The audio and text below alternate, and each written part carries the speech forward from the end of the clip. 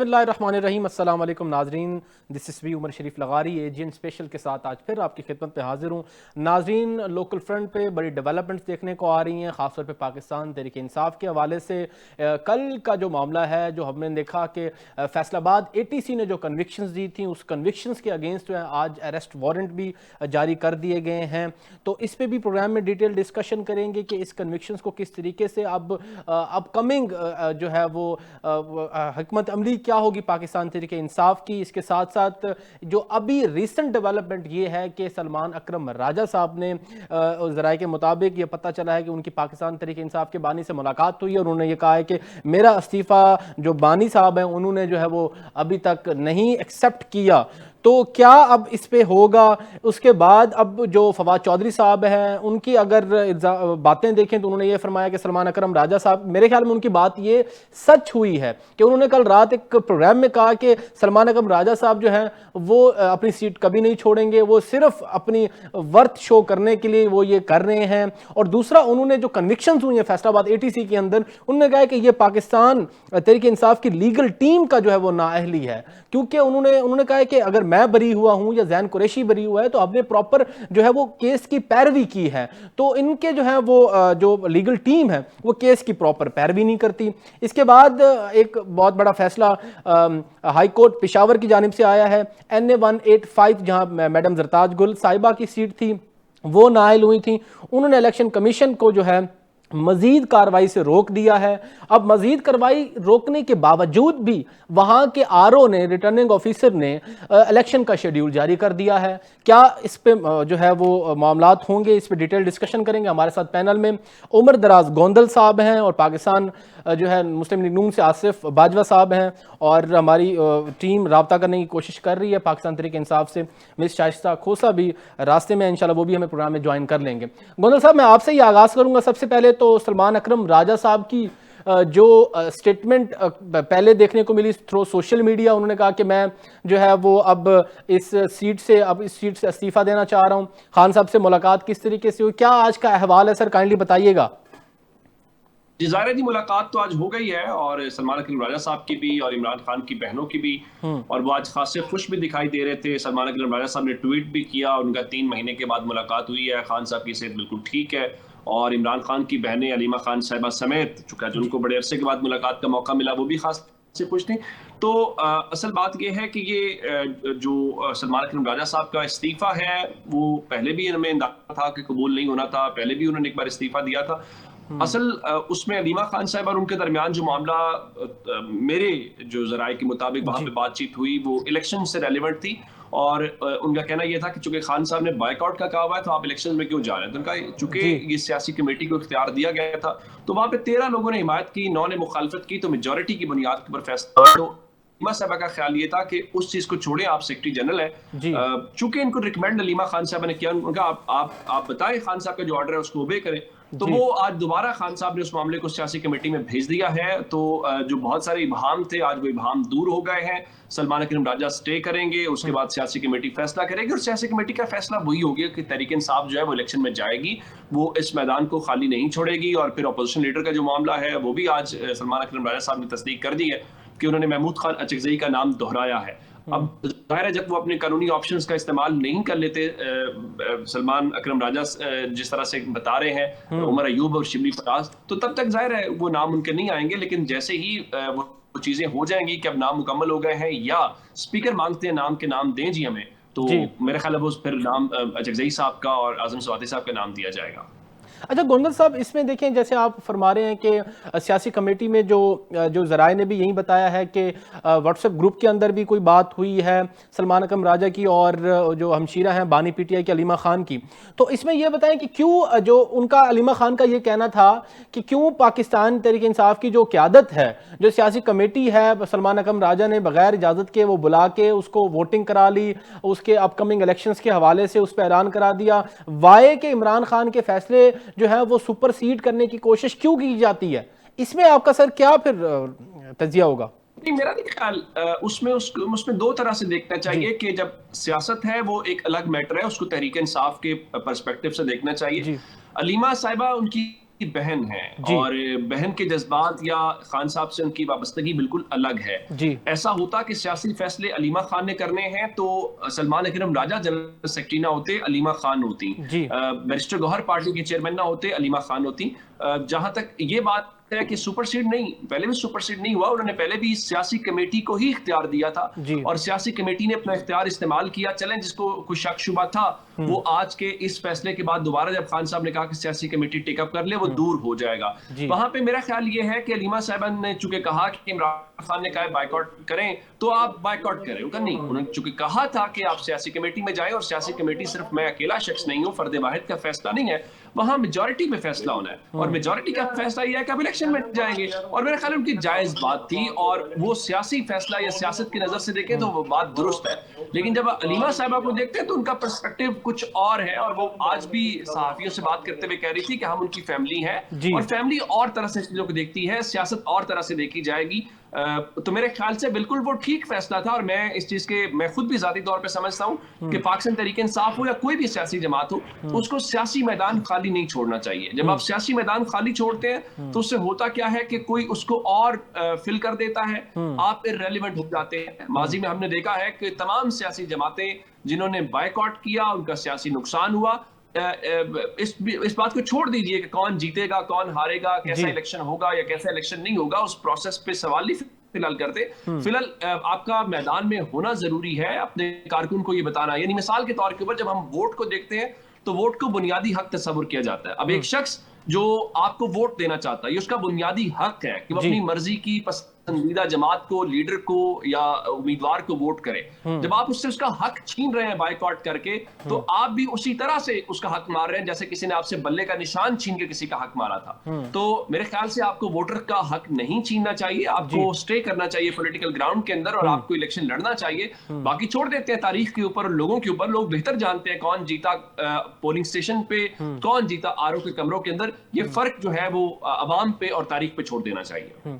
ठीक है गोंदल साहब, मैं आपकी तरफ फिर वापस आता हूं। आसिफ बाजवा साहब से कल के फैसले के हवाले से थोड़ी मैं इनसे थोड़ा सा तजिया ले लेता हूं, क्योंकि आसिफ बाजवा साहब सुन पा रहे हैं मुझे? सर जी मैं आपकी बाजवा साहब, सर जब मैं राना सनाउल्लाह साहब की प्रेस कॉन्फ्रेंस देख रहा था तो जनाब बिल्कुल जो है वो राना सनाउल्लाह साहब के साथ बिल्कुल जुड़े हुए थे और राना सनाउल्लाह साहब और आपकी जो भी जो है वो क़यादत है, वो उनका स्टांस अब पिछले कई दिनों से देखने को मिल रहा है कि वो चाहते हैं कि मुज़ाकरात हो जाए, किसी तरीके से वो जो है वो अपोजिशन के साथ बैठ के मामलात को सही तरीके से लेके चले। लेकिन एक तरफ आप देखें कि ये कन्विक्शंस मिल रही हैं और हालात तरीके इंसाफ के लिए मजीद जो है वो ख़राब किए जा रहे हैं, तो वो क्या फिर हुकूमत क्या संजीदा नहीं है, सिर्फ ये हवाई बातें हैं? इसमें बाजवा साहब क्या स्टांस है? बिस्मिल्लाहिर्रहमानिर्रहीम, आपका बहुत शुक्रिया, आपने मुझे वक्त दिया। जी सर। सर गुजारिश ये है कि पाकिस्तान मुस्लिम लीग नून ने जी कभी भी मुज़ाकरात से इनकार नहीं किया जी और हम कभी भी मुज़ाकरात से भागे नहीं। जब 2018 में पीटीआई की गवर्नमेंट आई तो बीइंग अपोजिशन लीडर शहबाज साहब ने यही कहा कि आए मिस्टर प्राइम मिनिस्टर, हम आपके साथ मिसाके मैशत करना चाहते हैं। लेकिन उनकी बात का ठट्ठा उड़ाया गया, मजाक उड़ाया गया। उसके बाद जब ये गवर्नमेंट आई तो सबसे पहले उन्होंने कहा कि हम आए, हम ऑल पार्टी कॉन्फ्रेंस बुलाते हैं जी। पहले कहा गया कि हम नहीं आएंगे, फिर कहा गया कि आएंगे, फिर कहा गया नहीं आएंगे, फिर आए और एक डेट दो मीटिंग्स हुई और तीसरी मीटिंग की डेट फिक्स थी सर जी। अगर आपको याद होगा तो डेट फिक्स होने से पहले ही ये विड्रा करके भाग गए। तो मैं ये समझता हूं कि पॉलिटिकल इश्यूज के ऊपर जब तक आप एक दूसरे से टेबल पे नहीं बैठ के बात करेंगे, आप सियासी लोग नहीं कहला सकते, आप सियासत नहीं कर सकते जी। यहाँ पे कोई जाती दुश्मनियां नहीं है, यहाँ पे जाती लड़ाई नहीं है, ये मुल्क का मामला है, ये पॉलिटिक्स का मामला है। लेकिन मैं अर्ज ये करूं कि पानी पीटीआई की एक स्ट्रेटेजी है जी कि वो कहते कुछ है करते कुछ है, कौल और फेल में तजाद पाया जाता है। ठीक है या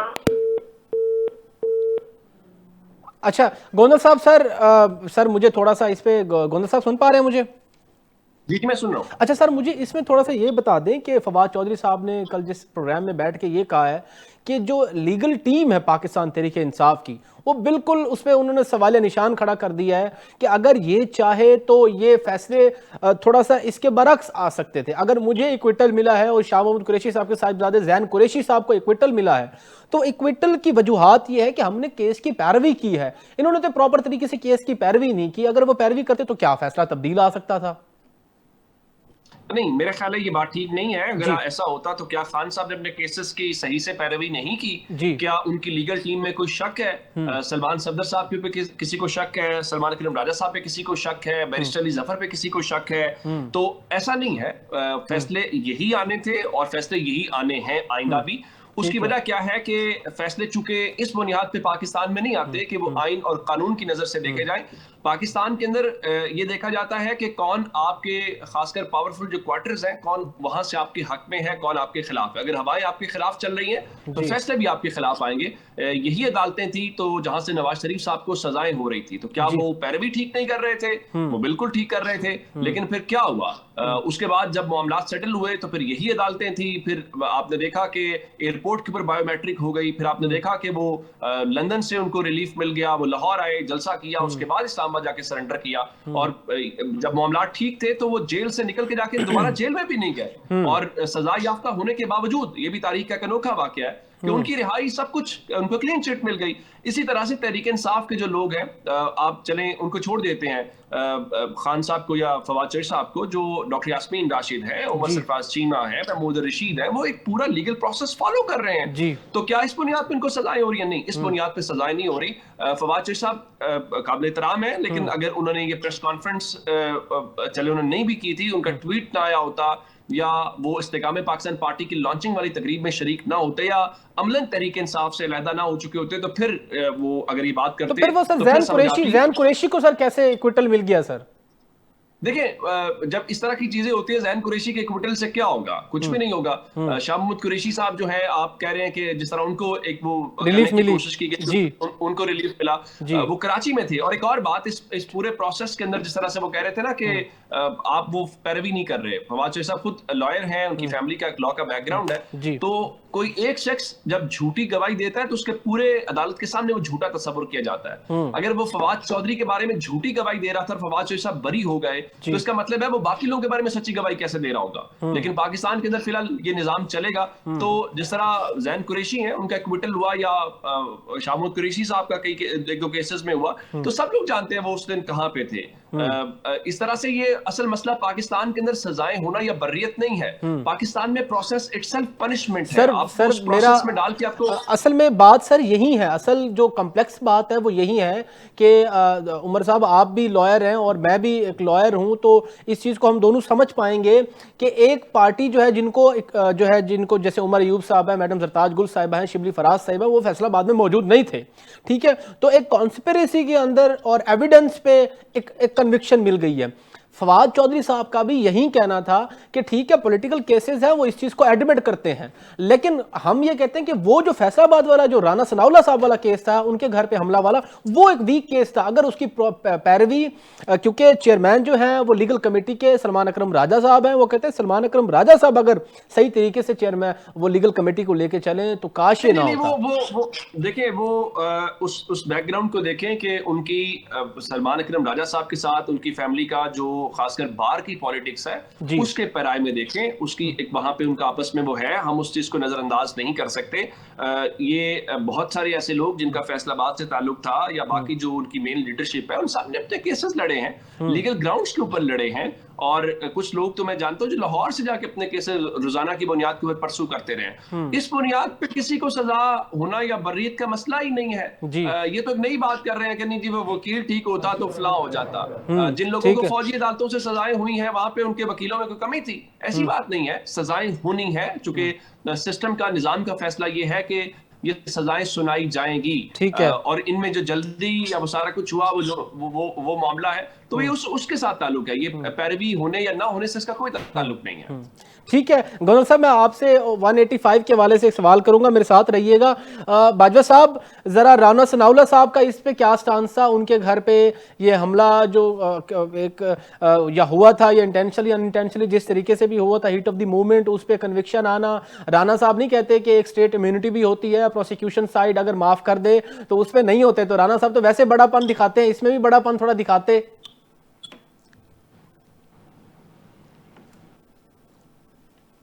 बाजवा साहब हमारे साथ है?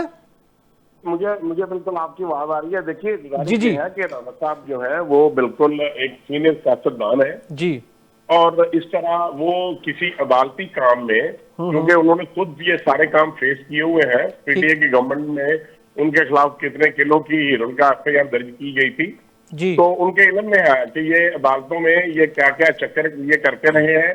और आज देखें, मैं आपको अर्ज करूँ, ये कहते हैं ना कि जी कोई सेक्शन फैसलाबाद में नहीं था या फलां नहीं था, ये ऐसी यही इनके पास ग्राउंड जाके ये लोग वहां पे मौजूद नहीं थे।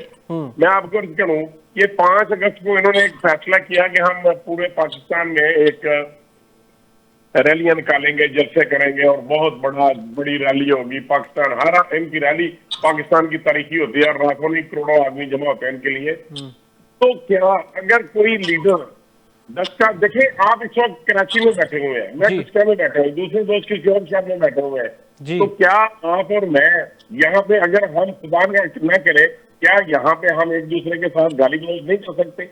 क्या हम एक दूसरे की रिस्पेक्ट नहीं कर सकते? क्या हम एक दूसरे को इंस्टिगेट नहीं कर सकते? तो मामला ये है कि ये अदालतों का काम है। अगर ये समझते हैं कि इनके खिलाफ नाइंसाफी हो रही है तो ये हायर कोर्ट में जाए, अपीलेट कोर्ट में जाए, इनको रिलीज मिलेगा। जिस तरीके से ये रोजाना आजकल कह रहे हैं पिछले 3 दिनों से कि सारे केसेस में जमानतें हो गई है, इमरान खान बाहर आने वाले हैं। अरे भाई, जिस मुकदमे में उनको 15 साल सजा हो चुकी है, जिसमें वो कन्विक्टेड पर्सन है, सजा याफ्ता मुजरिम है जी, आप उसको कहना सिर्फ एक मुकदमा है। किसी शख्स के जेल में रहने के लिए तो 100 मुकदमे की जरूरत नहीं होती, एक ही मुकदमा काफी है। तो राना सनाउल्लाह साहब जो है, उन्होंने अपनी तरफ से ना वो पेश हुए, ना उन्होंने कभी किसी के खिलाफ कोई एविडेंस दी, ना उन्होंने कभी किसी के खिलाफ कोई जाती तौर पे हमला किया। इन लोगों ने उनके खिलाफ जातियां में भी उतरे और कैसी बदतमीजी के इमरान न्याजी साहब कहते थे, ये मुल्कों के मतलब वो क्या क्या बात थे, मैं तो नहीं कह सकता। तो ये अदालतों ने इनको सजाएं दी है, ये अपीलेट कोर्ट में जाए, अगर इनके केसेस गुड होंगे इनकी फेवर में चले जाएंगे। अगर ऐसे ही प्रोसिक्यूशन का केस कमजोर होगा तो ये they will go on the law court, वहां पे जाए और अपना केस वहां पे पेश करें। और ये वही है, इनके खिलाफ, इनके पास कोई अपने डिफेंस में कोई बात नहीं है। जिस तरीके से ये फॉर्म 47 की बात करते हैं, लेकिन किसी इलेक्शन पिटीशन में, किसी इलेक्शन ऑफिस में या सुप्रीम कोर्ट ने इनको कहीं रिलीज नहीं मिला। और अब ये जब इनकी फेवर में जब जमानतें होती हैं तो कहती है अदालतें बहुत अच्छी हैं, जब कोई अदालतें जमानत नहीं लेती या इनके खिलाफ फैसला करती है तो कहते हैं कि ये जो है। ठीक है गोंदल साहब। अच्छा सर, इसमें मुझे ये बता दें कि 185 पे पेशावर हाई कोर्ट ने जो है वो इस पे वो दे दिया सर, मजीद कार्रवाई करने से रोक दिया है। तो दूसरी तरफ देखें तो आरओ ने जो है, रिटर्निंग ऑफिसर ने वो शेड्यूल जारी कर दिया सर। ये तजाद किस तरीके का है सर? इसको किस तरीके से देखते हैं? अदालतों के फैसले नहीं माने जाएंगे? शेड्यूल तो पहले का जारी हुआ सर। शेड्यूल ये मेरे पास आज शेड्यूल जारी है, आज शेड्यूल आया है और मेरे पास उस पर डेट भी है पड़ी। ये आज है 26/8 की सर, 26/8 का शेड्यूल आज हुआ है सर। ये डीजी खान मेरा आबाई इलाका है। अच्छा जी, हो सकता है, लेकिन मेरे नॉलेज में इतना शायद पहले का हो, लेकिन आज अगर उन्होंने नोटिस जारी कर दिया इलेक्शन कमीशन को और उनसे ये कहा है कि आप जो है वो आए और इस पर जवाब दे, तो मेरा ख्याल है वो शेड्यूल भी मुअत्तल हो जाएगा। फिलहाल तो कोर्ट ने पहला सवाल बुनियादी ये रखा है कि क्या हमारी जुरिस्डिक्शन बनती है कि नहीं बनती, क्योंकि ये पंजाब का हल्का है। तो उन्होंने जरताज गुल साहिबा से ये सवाल किया कि आप ये बताइए कि ये तो लाहौर हाई कोर्ट की डोमेन बनती है, तो क्या हमारा ये बनता है कि नहीं बनता है, इसके ऊपर हम दलाइल देंगे। सबसे इंपॉर्टेंट सवाल तो ये होगा कि क्या ये एडमिसिबल है या नहीं है, कोर्ट इसको जो है वो एंटरटेन करती भी है कि नहीं करती। अभी तो इंटरिम है, हो सकता है वो कहें जी आप प्रोसीड करें। तो मेरा ख्याल है कि जिस तरह से हमने लाहौर हाई कोर्ट में देखा है, चड्ढा साहब के केस को लेकर, मलिक अहमद खान भट्टर साहब के केस को लेकर, तो गालिबन यहाँ पे भी शायद वही फार्मूला अप्लाई होगा। और मेरा नहीं ख्याल कि कोई इलेक्शन रुकेगा या उनको इस किस्म का कोई रिलीफ मिलेगा। एज पर जो प्लान है चीजें उस तरह से आगे जाएंगी और ज़िमनी इलेक्शन होगा। हाँ, ये इंपॉर्टेंट बात होगी कि तहरीक इंसाफ पार्टिसिपेट करती है कि नहीं करती। आज एक बार फिर इमरान खान साहब ने ये कहा है कि मामला वो सियासी कमेटी में लेके जाएं, सिफारिशात लेके आए। वो सियासी कमेटी ने तो सर गवर्नर साहब फैसला कर नहीं दिया था सर। जी, वो जो शक या इब्हाम था उसके लिए दोबारा उनका जी आप जाएं, आप डिस्कस कर लें उसको, एक बार फिर डिस्कस करें। अच्छा सर, हमाद अजहर साहब के हवाले से थोड़ा सा बता दें सर, क्या ये क्यों ऐसी वजह, वो उनका बैग पे जाना, इसकी क्या वजह हो सकती है, आप क्या समझते हैं? उस पे कल ये खबर हम लेके आए और हमने उनसे चेक किया। उनका ख्याल यह है कि एक तो मैं इलेक्शन कैंपेन नहीं कर पाऊंगा, एक बात, दूसरी बात उनका ख्याल है कि हम सीट जीत के इस सीट को खो देंगे। उसकी वजह क्या है कि उनको 9 मई केसेस में वो नॉमिनेटेड है। उनके मुताबिक एक तो मैं ओथ नहीं ले पाऊंगा, गिरफ्तार हो जाऊंगा, गिरफ्तार हो गया तो सजाएं हो जाएंगी, तो सजा होगी तो मैं डिस्क्वालीफाई हो जाऊंगा। तो एट दिन हासिल वसूल कुछ नहीं है। तो इसका मकसद कुछ हमें हासिल नहीं होगा। तो इसलिए जरूरी ये है कि हम इस सीट को बचाएं, जीतें भी। तो उन्होंने अपने जो अजीज हैं, जो कजन बनते हैं, उनके वालिद साहब के भांजे हैं सलाल, उनको टिकट जारी किया है। और साथ ही उन्होंने कहा मेरी जो हमशीरा है वो उनकी इंतखाबी मुहिम की इंचार्ज होंगी। तो चूंकि पीटीआई ने उनको भी यही कन्वे किया था कि टिकट आपका है, आपकी फैमिली का है, आप अपनी अहलिया को, अपनी हमशीरा को या किसी को भी उसमें लेके आना चाहते हैं तो आप तक है। तो मेरा ख्याल है उनकी फैमिली ने फैसला किया, टिकट उनके पास है। और ये जरा इस अगर हल्के को भी देखें तो नून लीग भी इस हल्के को जरा लाइट नहीं ले रही। हमने ख्वाजा साद रफीक साहब को देखा है कि वो मैदान में उतारे गए हैं, कल भी उन्होंने एक मीटिंग शीटिंग की। और अब देखना यह है कि यहाँ से रिजल्ट क्या आता है, क्योंकि ये जरा अराइन डोमिनेटेड अर्बन हल्का है। तो यहाँ पे अराइन जो भी कैंडिडेट जिसको सपोर्ट हासिल होती है वो अमूमन जीतता है। इस बार क्या नतीजे होंगे ये देखने वाली बात होगी। अच्छा सर, इसमें मुझे एक चीज़ बता दें कि NA 185 पे पाकिस्तान पीपल्स पार्टी से फॉर्मर जो है वो CM सरदार दोस्तों खोसा साहब है पाकिस्तान पीपल्स पार्टी से। एक जो पंजाब के अंदर इन्होंने एक कोलिजन की है कि हम ये इलेक्शन इकट्ठे कंटेस्ट करेंगे, नून लीग ने और पाकिस्तान पीपल्स पार्टी ने, तो वो एक सीट जो है 185 की वो दी गई है पाकिस्तान पीपल्स पार्टी को सर। बाकी 8 की 8 सीट जो है वो दे दी गई है सर नून लीग को। वहां पर सर फॉर्मर मिनिस्टर साहब ज़ैफर रहमान साहब इस्लामाबाद से DG खान जाते हैं, वहां पे कंपेन कर रहे हैं, ठीक है सर। और वो प्रेजेंटली इस टाइम वो मिनिस्टर हैं। और दूसरा वहां पे सर पंजाब असेंबली से महमूद कादर खान लगारी साहब हैं, वो सर MP हैं, नून लीग ज्वाइन की थी उन्होंने, आज़ाद उम्मीदवार थे, वो भी कंपेन कर रहे हैं। ये तो इलेक्शन एक्ट की भी वायलेशन है, दूसरा ये इस कॉन्ट्रैक्ट की भी वायलेशन है जो इन्होंने दोनों ने किया था। क्या समझते हैं ये सर, ये आपस में इस इलेक्शंस में दोनों एक दूसरे से दगा कर जाएंगे? दूसरे लफ्जों में आप उनकी बात कर रहे हैं। NH66 वजीराबाद के अंदर तारड़ साहब मिनिस्टर हैं, जाके स्पीचेस भी कर रहे हैं, PTV टेलीकास्ट कर रहा है, दिखा रहा है। तो वो इलेक्शन एक्ट हो गया, ज़ाब्ता अखलाक हो गया। अब आप नहीं सिर्फ ये देखना कि वहां पे झंडा किस जमात का, अगर कहीं तहरीक इंसाफ का आपको झंडा नजर आया तो फिर आप देखेंगे इलेक्शन कमीशन, पुलिस वो कैसे एक्टिव दिखाई देते हैं। मेरे ख्याल से ये इररेलेवेंट बात इसलिए भी हो गई है, मुस्लिम लीग नून और पीपल्स पार्टी जहां पे भी हैं, लोगों को पता है दोनों एक ही सियासी जमातें हैं या इत्तेहादी हैं। पीपल्स पार्टी तासुर कायम करना चाहती है कि हम अपोजिशन में हैं, हम गवर्नमेंट के साथ नहीं। बिलावल साहब ने आज भी कहा है कि इख्तलाफात के बावजूद हम हुकूमत के साथ हैं। सो पीपल्स पार्टी का कैंडिडेट हो या नून लीग का कैंडिडेट हो, आम लोगों के लिए कोई फर्क नहीं पड़ता। देखिए, मुकाबला इन सब जमातों का इस वक्त गवर्नमेंट अलायंस वर्सेस PTI है ऑन ग्राउंड। वो नून लीग का कैंडिडेट हो, वो पीपल्स पार्टी का कैंडिडेट हो, मेरा ख्याल है वो इररेलेवेंट बात होगी। और अगर पीपल्स पार्टी का कैंडिडेट आ भी जाए तो नून लीग का वोटर कितने जाके वोट देंगे, और नून लीग का कैंडिडेट हो तो पीपल्स पार्टी के कितने को लोग जाके वोट देंगे। ये अब पाकिस्तान के अंदर बड़ा मुश्किल सा हो गया कि आप जाएं और उस चीज के ऊपर हो। वोट जो है वो आमतौर पर कारकुन अपनी जमात को ही देता है। तो मेरे ख्याल से ये देखना पड़ेगा कि वहां पे एक तो PTI इलेक्शन में आती है नहीं आती, और अगर आती है तो वो टिकट किसके पास जाता है, जरदाद गुल साहिबा की फैमिली के पास जाता है या किसी और के पास जाता है, फिर मुकाबला देखने वाली बात होगी। और पीपल्स पार्टी के लिए आसान नहीं होगा, क्योंकि खोसा फैमिली जो है वो जाहिर है पहले मुस्लिम लीग नून में रहे, अब वो वहां पे उनकी तरफ से लड़ रहे हैं। तो अब देखेंगे कि वो क्या करते हैं, उसका किस तरह से उस मोमेंटम को बिल्ड करते हैं, ये इंपॉर्टेंट होगा। ठीक है, thank you so much Gondal साहब। सर आसिफ बाजवा साहब हमारे साथ रहेंगे। ब्रेक के बाद पाकिस्तान तहरीक इंसाफ का इस पे मौक़िफ़ लेंगे, उस पर क्या मौक़िफ़ है, मिस शाइस्ता खोसा हमें ज्वाइन करेंगी और इस पर डिटेल डिस्कशन करेंगे। विल बी राइट बैक इंशाल्लाह नाज़रीन।